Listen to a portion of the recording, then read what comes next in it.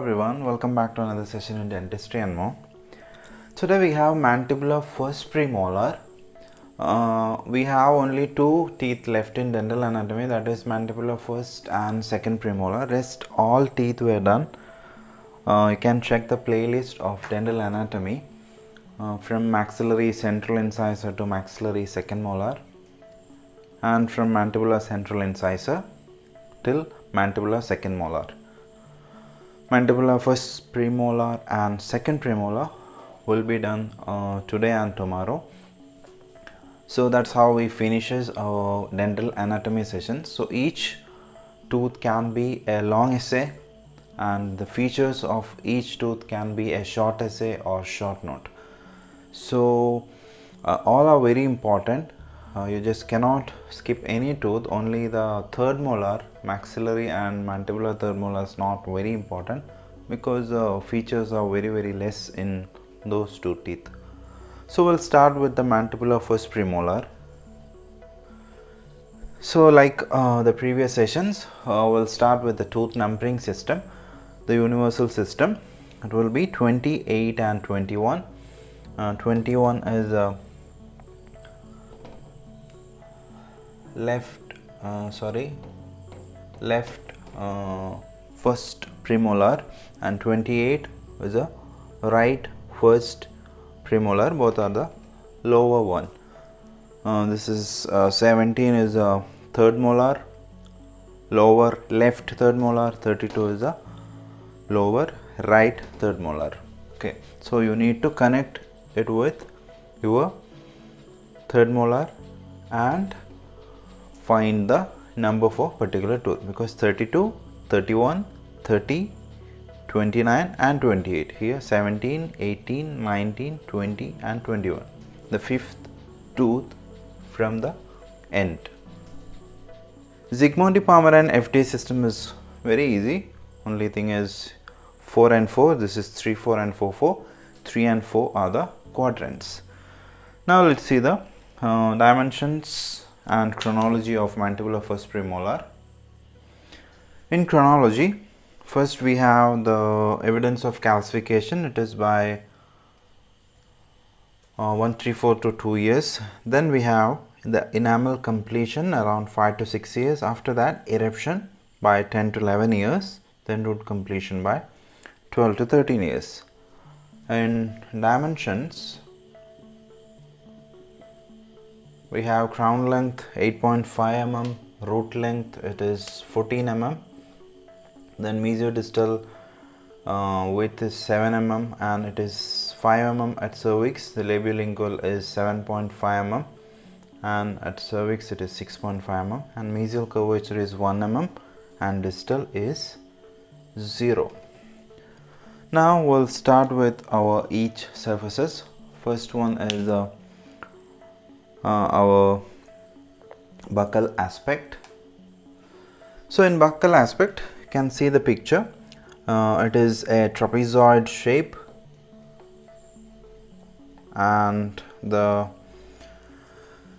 sides are shorter at cervical region because the trapezoid, you know how it is. It is tapering towards the cervix, and the longer side is on occlusal side, the shorter side on cervical.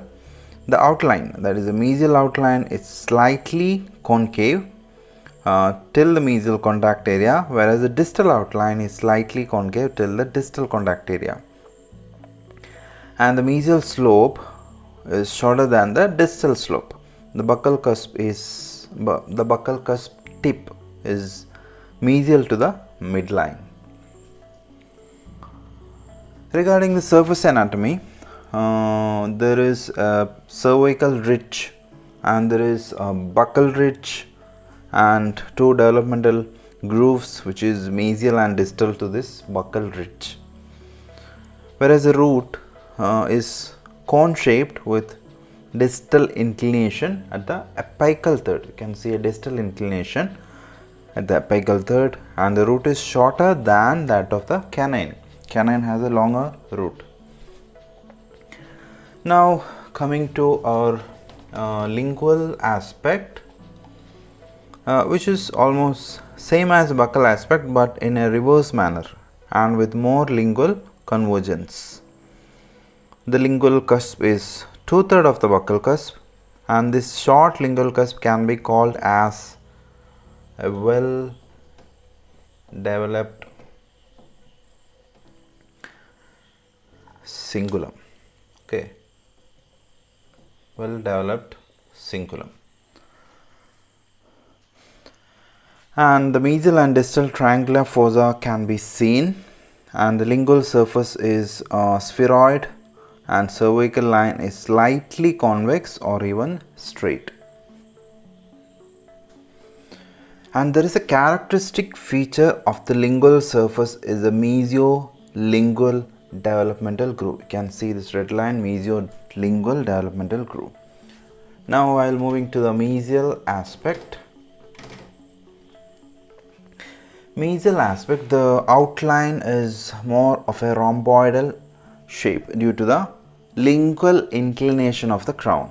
Okay, and the outline, the buccal outline is convex from the cervical line to the cusp tip, where the maximum convexity at the cervical third or the cervical ridge, whereas the lingual outline is convex, the maximum convexity at the middle third.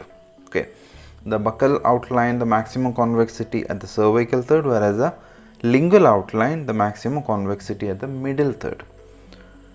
And can see a mesiolingual developmental groove, and the lingual cusp is 2/3 of the buccal cusp, I already mentioned, and the buccal cusp tip is in line with the root apex, where the lingual cusp tip is in line with the lingual border of the root. Okay, and this mesial marginal ridge is sloping lingually. The contact area is in line with the buccal cusp tip, whereas the root, it tapers to pointed apex and has a deep developmental groove.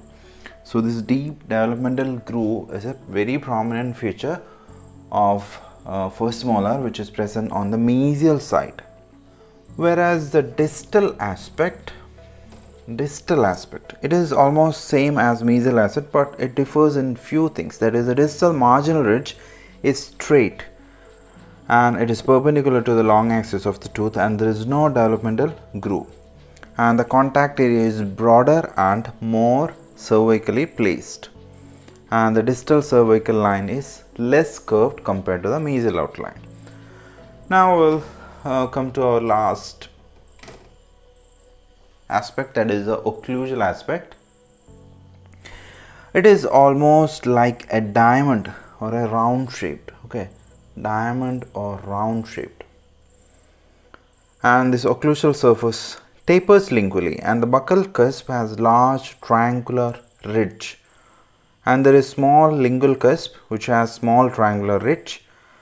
This buccal and lingual triangular ridges are connected by a transverse ridge. Okay, so this is the transverse ridge which connects the buccal and lingual triangular ridges. There is mesial and distal triangular fossa, you can see in pink color, and central developmental groove may cross a transverse ridge. So that is all about mandibular first premolar.